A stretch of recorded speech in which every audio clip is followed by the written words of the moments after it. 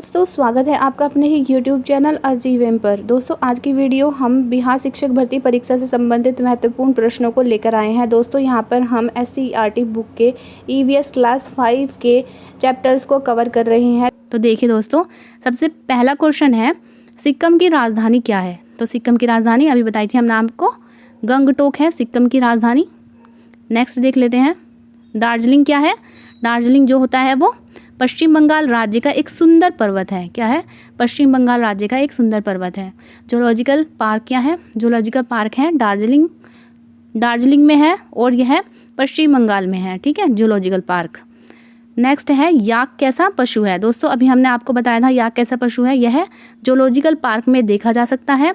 इसके शरीर पर लंबे लंबे बाल होते हैं जो ठंडी क्षेत्र में इनको मदद करते हैं रहने के लिए। नेक्स्ट क्वेश्चन है, कहाँ की चाय को GI टैग प्राप्त हुआ है? तो दोस्तों सबसे पहले भारत में GI टैग दार्जिलिंग की चाय को मिला था, इसलिए काफ़ी इंपॉर्टेंट बन जाता है क्वेश्चन। नेक्स्ट है, हिमालय पर्वतारोहण संस्था में किसकी मूर्ति लगी है? दोस्तों हमने आपको दो व्यक्तियों के चित्र दिखाए थे, उनमें से एक थे तेंजिंग नोरगे। तो तेंजिंग नोरगे वो व्यक्ति हैं जिनकी जो प्रतिमा है वो हिमालय पर्वतीय रोहण संस्था में लगाई गई है। और दोस्तों ये क्यों लगाई गई है ये भी देख लेते हैं। क्वेश्चन है, तेंजिंग नोरगे कौन थे? तो तेंजिंग नोरगे पर्वतारोहियों के साथ तेंजिंग जो थे वो 20 साल की उम्र से ही कूली के कार्य किया करते थे। तो दोस्तों उनका जो सामान होता था उसको नीचे से लेके ऊपर तक लेके जाते थे, यह उनका कार्य था और यह 20 साल से ही करना शुरू कर दिया था, इसीलिए उनको कूली कहा जाता था। यह भारत के मूल निवासी बन गए थे, मतलब पहले ये क्या हुआ था, ये तिब्बत में इनका जन्म हुआ था, लेकिन बाद में यह भारत के मूल निवासी बन गए थे और इनका जो जन्म बचपन है वो नेपाल में बीता है अधिकतर। और दोस्तों ये इसलिए ज़्यादा फेमस है क्योंकि 1953 में इन्होंने सर एडम हिलेरी के साथ हिमालय पर्वत श्रृंखला के सबसे ऊंची पर्वत चोटी एवरेस्ट जो है उस पर विजय की थी। तो इसी क्षेत्र में और दोस्तों इन्होंने बहुत से पर्वतारोहियों की मदद भी की है, इसीलिए इनको बहुत ज़्यादा इम्पोर्टेंट पर्सन है ये तेंजिंग नोरगे। नेक्स्ट है दोस्तों, तेंजिंग नोरगे को एक उपाधि प्राप्त थी, कौन सी? तो तेंजिंग नोरगे को सिरदार की उपाधि दी गई थी। दोस्तों इनको सिरदार किसे कहते थे ये भी पूछ सकते हैं कि सिरदार किसे कहते थे। तो दोस्तों सिरदार जो होता है वो जैसे कि पर्वतारोही होते हैं उनके साथ पर्वतारोही दल जो होता है उसके साथ कुछ व्यक्ति ऐसे होते हैं जो क्या करते हैं, गाइड का काम करते हैं या फिर वो वजन ढोने का काम करते हैं, मतलब नीचे से कुछ वजन जैसे उनका सामान होता है वो ऊपर लेकर जाते हैं, कूली का कार्य करते हैं। तो उनको एक उपाधि दी जाती है, उसको सिरदार कहा जाता है। ठीक है दोस्तों, उनको कहते हैं सिरदार और यह है एक सम्मानजनक पद है। नेक्स्ट है क्वेश्चन, माउंट एवरेस्ट की चोटी की ऊंचाई बताइए। तो 8848 मीटर है माउंट एवरेस्ट चोटी की ऊंचाई। नेक्स्ट देख लेते हैं, हिमालय पर्वतारोहण संस्था की स्थापना कब हुई थी? 1954 में हुई थी। तो दोस्तों यदि आपको वीडियो का कंटेंट अच्छा लग रहा है तो प्लीज़ एक बार वीडियो को लाइक भी कर दीजिए करें, इससे हमें मोटिवेशन मिलता है और हम आपके लिए और अच्छी वीडियोज़ लाते रहेंगे। और दोस्तों आपको और किस बुक पर वीडियो चाहिए ये भी आप कमेंट में लिखकर हमें बता सकते हैं। नेक्स्ट है, गंगटोक समुद्र तल से कितनी ऊंचाई पर है? दोस्तों जो गंगटोक है वो समुद्र तल से 6000 फीट की ऊंचाई पर है। कितनी ऊंचाई पर है? 6000 फीट की ऊंचाई पर। नेक्स्ट है, तीस्ता नदी कहाँ की प्रमुख नदी है?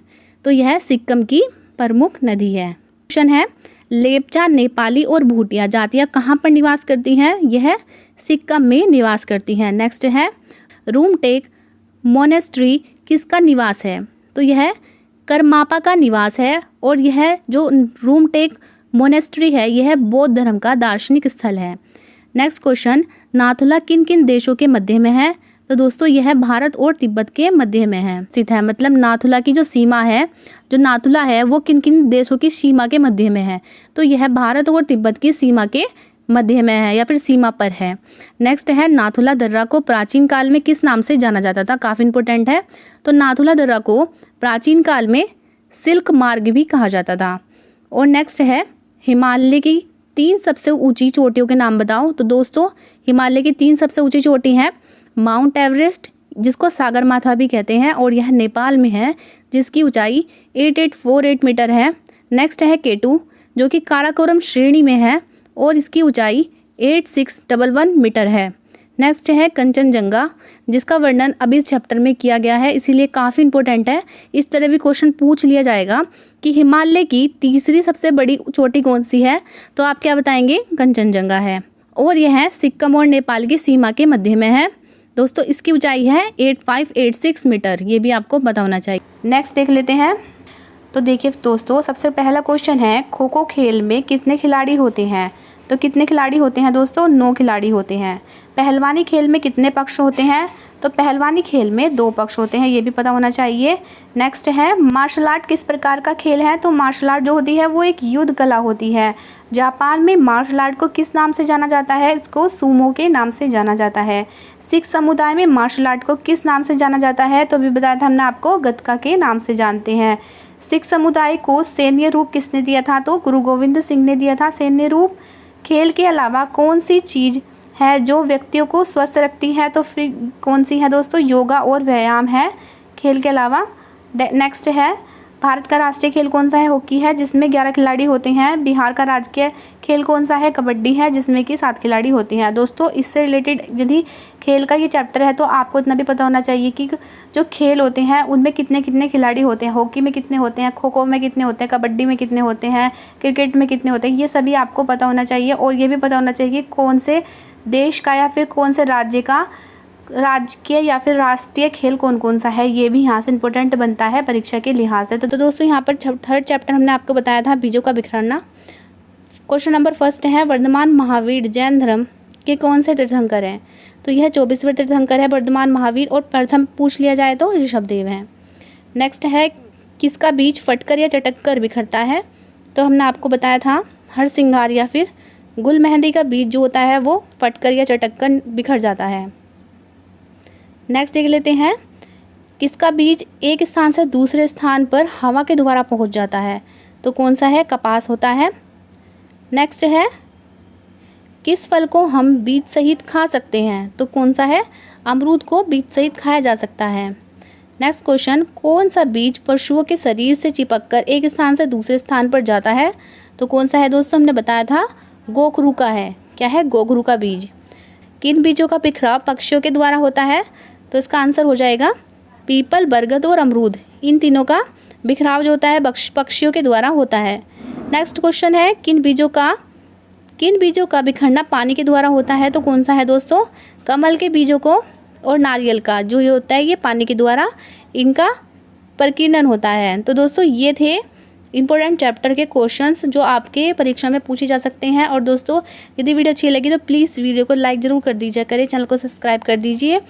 तो दोस्तों अध्याय है 4, मेरा बगीचा। क्वेश्चन नंबर 1, बबूल और कैक्टस कहाँ उगने वाले पौधे हैं?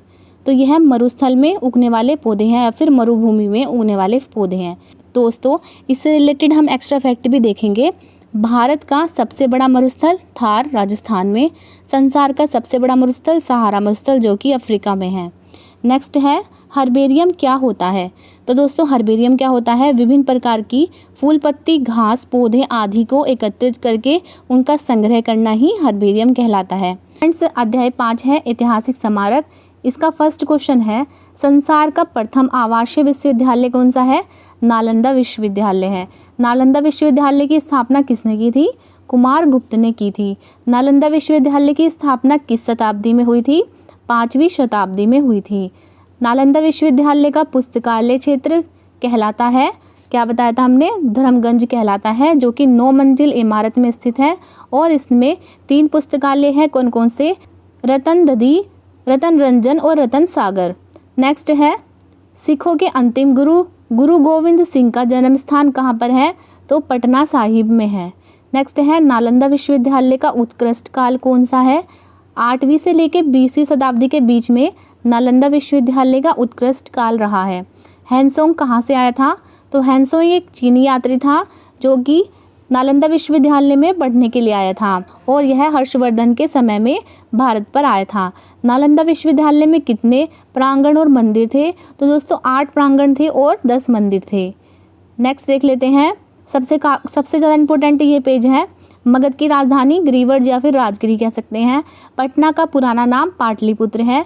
पाटलिपुत्र किसने बसाया था? अजात शत्रु ने बसाया था। विक्रमशिला विश्वविद्यालय विक्रमशिला भागलपुर में है। बोध गया भगवान बुद्ध की जहाँ पर ज्ञान प्राप्त हुआ था वो बोध गया है। वैशाली में भगवान महावीर का जन्म स्थान है और बुद्ध ने अपना आखिरी प्रवचन भी यहीं पर ही दिया था। नेक्स्ट देख लेते हैं पटना साहिब सिखों के अंतिम गुरु गुरु गोविंद सिंह जी का जन्म स्थान है। यहाँ पर विश्व का सबसे ऊंचा और बड़ा बौद्ध स्तूप कौन सा है? मोतीहार के केसरिया का बौद्ध स्तूप। देव सूर्य मंदिर कहाँ पर है? औरंगाबाद में। जल मंदिर कहाँ पर है? पावापुरी में। और गोलघर कहाँ पर है? पटना में। तो दोस्तों ये थे हमारे इंपॉर्टेंट क्वेश्चन जो कि हमारी परीक्षा के लिहाज से काफ़ी इंपॉर्टेंट है और इसी तरह के ही प्रश्न बनेंगे परीक्षा में। अगर कोई भी क्वेश्चन आएगा बुक से तो दोस्तों इसकी गारंटी है यहाँ से ही क्वेश्चन फंसने के बहुत ज़्यादा चांस है। तो आप बिल्कुल भी टेंशन नहीं लीजिए, यहीं से ही अगर आप ये वीडियो भी देख लेंगे तो आपका EVS कवर हो जाएगा यहाँ से। धान के बीज किस मौसम में बोए जाते हैं? तो यह वर्षा ऋतु में बोए जाते हैं। किस फसल को अधिक जल की ज़रूरत होती है? तो धान को अधिक जल की ज़रूरत होती है। सिंचाई के साधन होते हैं कौन कौन से? कुएं, तालाब, नहरें, नलकूप, नदियाँ आदि सिंचाई के साधन होते हैं। निश्चित अंतराल पर खेतों को विभिन्न साधनों की सहायता से पानी उपलब्ध कराना क्या कहलाता है? सिंचाई कहलाता है। तो फ्रेंड्स यही थे यहाँ के इस जो चैप्टर में से जो इम्पोर्टेंट क्वेश्चन बन सकते थे वो यही थे। और दोस्तों इससे अलग हम अगर इसके क्वेश्चन निकाले तो इस तरह से क्वेश्चन बन सकता है। रबी की फसल कौन सी होती है? खरीफ की फसल कौन सी होती है? जायद की फसल कौन सी होती है? और यह किस किस मौसम में बोई जाती हैं? इस तरह के प्रश्न आपको पूछे जा सकते हैं। और किस किस फसल में कितना पानी चाहिए, या फिर इस तरह से भी क्वेश्चन पूछ ले जाते हैं कि जैसे कि झूम खेती किसे कहते हैं? पहाड़ी खेती कैसे होती है? चाय की खेती किसे कहते हैं? सीढ़ीदार खेती कैसे होती है? तो इस प्रकार के भी क्वेश्चन यहाँ से बन सकते हैं। अब दोस्तों हम नेक्स्ट चैप्टर पे चलते हैं। यहाँ से हमारे क्वेश्चन स्टार्ट होते हैं। जितना खाओ उतना पकाओ, चैप्टर 7 है। फर्स्ट क्वेश्चन है किस खाद्य पदार्थ को लंबे समय तक सुरक्षित रखा जा सकता है? तो दोस्तों मुरब्बा होता है जो लंबे समय तक सुरक्षित रखा जा सकता है। इसमें अचार भी लिख सकते हैं। किस खाद्य पदार्थ को लंबे समय तक सुरक्षित नहीं किया जा सकता? तो दोस्तों सब्जी, फल जो होती हैं, सब्जी होती हैं, फल होती हैं, ये ज़्यादा समय तक सुरक्षित नहीं रह पाती हैं। भोजन को कुछ दिनों तक संरक्षित रख सकते हैं। कैसे रख सकते हैं? फ्रीज में रख सकते हैं, लेकिन ज़्यादा दिन तक भी फ्रीज में भी नहीं रखना चाहिए। हमें कैसे भोजन खाना चाहिए? तो हमें हमेशा ताज़ा भोजन खाना चाहिए। बासी भोजन या फिर दुर्गंध वाला भोजन बिल्कुल भी नहीं खाना चाहिए। किस मौसम में भोजन जल्दी जल्दी बासी हो जाता है? तो गर्मियों में जो भोजन होता है वो जल्दी जल्दी बासी होता है, लेकिन जो सर्दियाँ होती हैं गर्मियों के मुकाबले भोजन जो होता है सर्दियों में कम बासी होता है। तो दोस्तों वो इसलिए क्योंकि नमी के कारण। तो फ्रेंड्स आपने देख लिया है, यहाँ पर यही टॉपिक्स थे जो कि काफ़ी इम्पोर्टेंट थे और यहाँ से यही क्वेश्चंस बनेंगे जो यदि आपके इस पार्ट से क्वेश्चन बने तो यही बनेंगे। रोज़ की जंग मलेरिया के संग। फर्स्ट क्वेश्चन है मलेरिया कैसी बीमारी है? तो यह एक संक्रामक बीमारी है। मलेरिया किसके काटने से होता है? यह मच्छर मादा एनोफिलीज के काटने से होता है। नेक्स्ट है रोनाल्ड रोज का जन्म कहाँ पर हुआ था? तो उत्तराखंड और के अल्मोड़ा में हुआ था। रोनाल्ड रोज कौन थे? यह एक महान चिकित्सक थे। मलेरिया के लिए एकमात्र इलाज कुनैन की पत्ती थी। नेक्स्ट है मलेरिया किसके द्वारा फैला है? यह जीवाणुओं के द्वारा फैलता है। और डेंगू किस मच्छर के काटने से फैलता है? यह मादा एंडीज मच्छर के काटने से फैलता है और यह विषाणु के द्वारा फैलता है। नेक्स्ट है कितने साल के प्रयास के बाद रोनाल्ड रोज को सफलता मिली? तो 16 साल के बाद रोनाल्ड रोज को सफलता मिली। उसने रोनाल्ड रोज की मदद किस किस ने की थी? तो उसके कर्मचारी अब्दुल ने और मरीज ने, मरीज का नाम था हुसैन, उन्होंने रोनाल्ड रोज की सहायता की थी इस प्रयास में। यहाँ पर इतना ही था और अब हम चलते हैं नेक्स्ट चैप्टर पे। फ्रेंड्स देखिए अध्याय 9 मैंने नक्शा बनाया। अब प्रश्न 1 है बिहार में कुल कितने ज़िले हैं? तो बिहार में 38 ज़िले हैं। वैशाली ज़िले के पूर्व में कौन सा ज़िला पड़ता है? तो समस्तीपुर पड़ता है। बिहार का सबसे बड़ा ज़िला कौन सा है? पश्चिमी चंपारण है। बिहार का सबसे छोटा ज़िला कौन सा है? शिवहर है। जहानाबाद ज़िले के दक्षिण में कौन सा ज़िला है? गया है। बिहार का पड़ोसी देश क्या है? नेपाल बिहार का पड़ोसी देश है। दोस्तों ये काफ़ी इंपॉर्टेंट है, इसी तरह के प्रश्न पूछे जाएंगे। नेपाल कितने बिहार के ज़िलों से सीमा बनाता है? तो 7 ज़िलों से सीमा बनाता है। और बिहार कितने राज्यों के साथ सीमा बनाता है? तो यह 3 राज्यों के साथ सीमा बनाता है, उत्तर प्रदेश, झारखंड और पश्चिम बंगाल। बिहार के कितने ज़िले उत्तर प्रदेश के साथ लगते हैं? तो दोस्तों यहाँ पर थोड़ा आप बताएंगे, मुझे 7 होगा या फिर 8 होगा, कमेंट में लिखकर बताना है कि यहाँ पर 7 आएगा या फिर 8 आएगा। नेक्स्ट देख लेते हैं, बिहार के कितने ज़िले झारखंड से लगते हैं? तो यहाँ पर 8 ज़िले झारखंड से सीमा बनाते हैं। नेक्स्ट है, बिहार के कितने ज़िले पश्चिम बंगाल के साथ सीमा बनाते हैं? तो 3 ज़िले हैं, किशनगंज, पूर्णिया और कटिहार। बिहार का सबसे पूर्वी जिला कौन सा है? तो किशनगंज है बिहार का सबसे पूर्वी जिला। बिहार का सबसे पश्चिमी जिला कौन सा है? कैमूर है। बिहार का सबसे उत्तरी जिला पश्चिमी चंपारण है। और बिहार का सबसे दक्षिणी जिला कौन सा है? गया है बिहार का सबसे दक्षिणी जिला। बिहार की लंबाई कितनी है? तो ये भी पूछा जा सकता है। 483 किलोमीटर है बिहार की लंबाई। बिहार की चौड़ाई जो है 345 किलोमीटर है। बिहार का आकार पूछ लिया जाए तो क्या बताएंगे? आयताकार है बिहार का आकार। बिहार की राजधानी क्या है? बिहार की राजधानी है पटना। पटना कितने ज़िलों से सीमा साझा करता है? तो फ्रेंड्स बताइए, तो क्या बताएंगे? 9 ज़िलों से सीमा साझा करता है। कौन कौन से हैं? भोजपुर, सारण, वैशाली, समस्तीपुर, बेगूसराय, लखीसराय, नालंदा, जहानाबाद और अरवल। सबसे पहला क्वेश्चन है, बरसात में लगाई जाने वाली फसलों को क्या कहते हैं? तो दोस्तों हमने आपको चैप्टर में भी बताया था, क्या कहते हैं? खरीफ की फसल होती है बरसात में लगाई जाने वाली। नेक्स्ट चलते हैं, सर्दी में लगाई जाने वाली फसलों को क्या कहते हैं? तो उसका आंसर हो जाएगा रबी की फसल को सर्दी में लगाया जाता है। नेक्स्ट क्वेश्चन है, गर्मी में लगाई जाने वाली फसल को क्या कहते हैं? गर्मी में लगाई जाने वाली फसल को जायद की फसल कहा जाता है।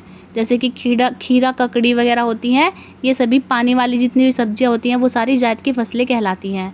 नेक्स्ट है क्वेश्चन नंबर 4, केला बिहार के किस ज़िले में प्रमुख तौर से उगाया जाता है? तो हमने बताया था वैशाली में उगाया जाता है। तो फ्रेंड्स आप इस तरह से भी याद कर सकते हैं कि वैशाली नाम की एक लड़की है जिसने क्या खाया? केला खाया। ठीक है, वैशाली ने केला खाया, इस प्रकार से आप इसको याद कर सकते हैं। भागलपुर में उगाई जाने वाली प्रमुख फसल कौन सी है? तो फ्रेंड्स भागलपुर में क्या उगाया गया था? मक्का। यहाँ पर मक्का इसका सही उत्तर हो जाएगा। नेक्स्ट देख लेते हैं क्वेश्चन नंबर 6, प्याज बिहार के किस ज़िले में मुख्यतः पाई जाती है? तो फ्रेंड्स इनका दोनों का आंसर सही है, लखीसराय और जमुई दोनों में प्याज जो होती है वो मुख्यतः पाई जाती है। अब दोस्तों हम कुछ इसके क्वेश्चन देख लेते हैं। अब फ्रेंड्स हम ये है धान के खेतों से संबंधित है कि धान के खेतों की जुताई कब की जाती है? तो वर्षा के मौसम में की जाती है। इनके बीज भी वर्षा के मौसम में लगाए जाते हैं। बीज मोरी बन जाती है कितने दिनों में? 20 से 30 दिन लगते हैं बीज को मोरी बनने में। मोरी का उपयोग जो होता है वो फिर मोरी का जो उपयोग होता है, मोरी जब उग जाती है तो उसको उखाड़ कर फिर खेतों में लगा दिया जाता है। ठीक है, और फ्रेंड्स जो पककर तैयार होती है वो 2 महीने में यह पककर तैयार हो जाती है। और पूरी फसल को वैसे 3 महीने तक भी लग जाते हैं। ठीक है, तो फ्रेंड्स ये है इसके आंसर। नेक्स्ट देख लेते हैं जो कि काफ़ी इंपॉर्टेंट है, ये है मुख्य फसलें और ज़िले। तो फ्रेंड्स केला जो है वो वैशाली में सबसे ज़्यादा उगाया जाता है। मखाना जो होता है वो मधुबनी और दरभंगा में उगाया जाता है। मक्का जो है वो कटिहार में उगाया जाता है। गेहूँ जो है वो नवादा, गया में उगाया जाता है। धान रोहतास, भागलपुर में उगाया जाता है। चना मधेपुरा में उगाया जाता है। और प्याज जो है वो लखीसराय और जमुई में उगाई जाती है। ये आपको पता होना चाहिए। ठीक है, इसी तरह के प्रश्न बनेंगे परीक्षा के अंदर। अब दोस्तों ये भी काफ़ी इंपॉर्टेंट है कि कौन से भारत में जितने भी राज्य हैं उनके प्रमुख भोजन कौन कौन से हैं। तो फ्रेंड्स सबसे पहले हम उत्तर प्रदेश के देखेंगे। कचनार के फूल की सब्जी और बालूशाही यहाँ पर फेमस है। उत्तर प्रदेश में कचनार के फूल की सब्जी और बालूशाही। ठीक है, याद रहेगा। नेक्स्ट चलते हैं महाराष्ट्र। महाराष्ट्र में सहजन के फूल के पकोड़े और पाव भाजी और वड़ा पाव। वाओ, पाव भाजी और वड़ा पाव ये भी काफ़ी टेस्टी होता है। महाराष्ट्र में यह मिलता है, मतलब कि महाराष्ट्र का ये फेमस है। ठीक है, अगर आपको पूछेंगे कि इस तरह से प्रश्न बन सकता है कि मेरा एक मित्र है, वह एक क्षेत्र पर गया था या राज्य में गया था और उसने वहाँ पर पाव भाजी खाई, तो बताइए वह कौन से राज्य में गया था? तो आप क्या बताएंगे? वह महाराष्ट्र में गया था। ठीक है, इस तरह के प्रश्न बनते हैं, जैसे कि CTET में बनते हैं। क्योंकि फ्रेंड्स आपको पता ही है कि जो प्राइमरी लेवल का जो एलिजिबिलिटी है वो CTET मांगी गई है, तो इसीलिए ही जाहिर है कि एग्जामिनर को पता है कि आप CTET पास हैं, तो CTET से संबंधित भी यहाँ पर प्रश्न बनेंगे। ठीक है, तो इसी चीज़ को ध्यान में रखकर ये हमने आपके लिए वीडियो बनाई है। तो अब देखिए फ्रेंड्स, असम में बोरा चावल ठीक है, और मासोर टेगा करी और नारिकोल पिंड, ये सबसे ज़्यादा फेमस है वहाँ के। ठीक है, याद रखने हैं आपको, मतलब कि ज़्यादातर चावल करी खाई जाती है वहाँ पे। और गोवा में क्या खाया जाता है, मछली को जो होता है वो नारियल के तेल में तलकर खाते हैं, ठीक है, गोवा में। जम्मू कश्मीर में रोगन जोश, ये काफ़ी इंपॉर्टेंट है। रोगन जोश किसे कहते हैं, मेमने की डिश होती है, ठीक है, ये एक नॉनवेज डिश है। गुजरात में सबसे ज़्यादा फेमस है ढोकला, ये काफ़ी इंपॉर्टेंट है। गुजरात का ढोकला, चटनी और चावल, ये इतना इंपॉर्टेंट नहीं है लेकिन गुजरात का ढोकला काफ़ी इंपॉर्टेंट है, ठीक है। केरल में क्या खाते हैं, केले के फूलों की सब्जी केरल में खाई जाती है। और अप्पम, ठीक है, अप्पम बोलेंगे इसका। अप्पम किण्वित चावल होते हैं, किण्वित चावल के आटे और नारियल दूध और चीनी को मिलाकर ये अप्पम बनाया जाता है। और केले के फूल की सब्जी, ये आपको याद रखनी है, केरल में बनती है। मध्य प्रदेश के बारे में देख लेते हैं और राजस्थान, जिनका जो खाना है थोड़ा थोड़ा सिमिलर है, इसीलिए मध्य प्रदेश और राजस्थान एक साथ रख लिए हैं। यहाँ पर क्या खाया जाता है, पोहा जलेबी फेमस है, ठीक है, पोहा जलेबी याद रखना आप। उत्तराखंड में देख लेते हैं, उत्तराखंड में क्या खाते हैं, मडुआ की रोटी और फानू, ठीक है। नेक्स्ट है तमिलनाडु में डोसा, याद रखना आप ये डोसा, ठीक है, तमिलनाडु का डोसा। पंजाब में मक्के की रोटी और सरसों का साग, काफ़ी इंपॉर्टेंट है।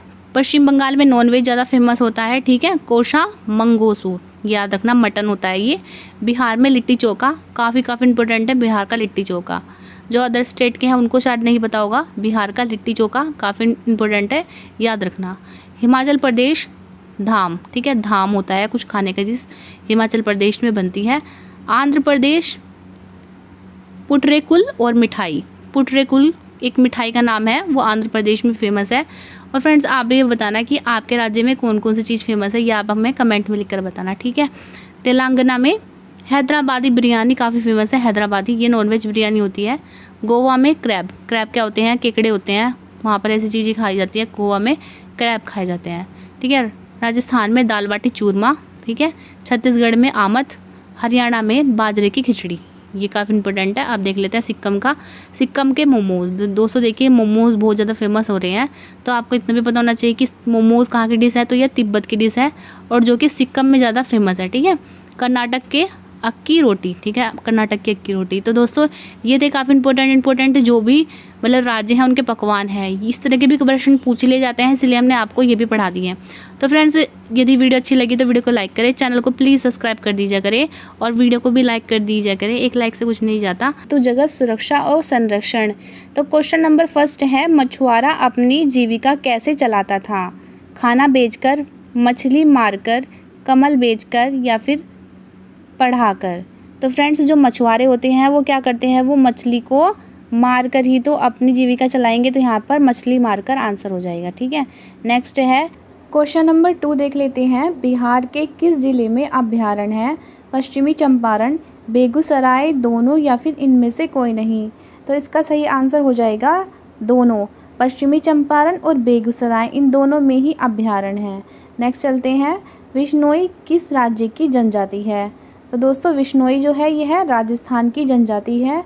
और फ्रेंड्स जो विश्नोई जनजाति है यह एक इस प्रकार की जनजाति है जहाँ पर क्या होता है, वहाँ के जो लोग होते हैं वो पर्यावरण की बहुत ज़्यादा रक्षा करते हैं, वहाँ के पेड़ पौधों को बिना नुकसान पहुँचाए अपना जीवन यापन करते हैं और जीव जंतु को भी नुकसान नहीं पहुँचाते, इसीलिए यह विश्नोई जनजाति फेमस है।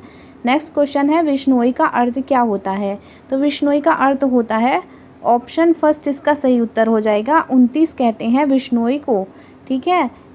नेक्स्ट क्वेश्चन पे चलते हैं, निम्नलिखित में से कौन सा जीव जंगल से विलुप्त हो चुका है। तो कौन सा है फ्रेंड्स, हाथी है, कौवा है, तेंदुआ है या फिर शेर है। तो इसका सही उत्तर हो जाएगा तेंदुआ। तेंदुआ एक ऐसा जीव है जो कि अब जंगल से विलुप्त हो गया है। फ्रेंड्स आपसे एक बात और कहनी है, अगर आपको वीडियो थोड़ी सी भी अच्छी लग रही है तो प्लीज़ वीडियो को एक बार लाइक ज़रूर कर दीजिए करें। फ्रेंड्स बहुत मेहनत लगती है, मैंने ये दोबारा से रिकॉर्ड की है क्योंकि फ़र्स्ट टाइम जब रिकॉर्ड की थी तो रिकॉर्डिंग ही नहीं हुई थी और मैंने पूरा का पूरा लेक्चर भी ले लिया था। अब मैंने दोबारा से रिकॉर्डिंग की है। अब फ्रेंड्स देखिए बहुत मेहनत लगती है, तो प्लीज़ आपका एक लाइक कुछ नहीं जाता है, बस हमें मोटिवेशन मिलता है और अच्छी वीडियो बनाने के लिए। नेक्स्ट चलते हैं। अब दोस्तों हमने यहाँ पर क्वेश्चंस तो देख लिए हैं, अब हम देखेंगे कुछ इम्पोर्टेंट बिहार के अभ्यारण्य जो कि आपकी परीक्षा में पूछे जा सकते हैं। चलते हैं नेक्स्ट पेज पे। अब दोस्तों देखिए ये है बिहार के महत्वपूर्ण अभ्यारण्य। सबसे पहला है गौतम बुद्ध पक्षी अभयारण्य।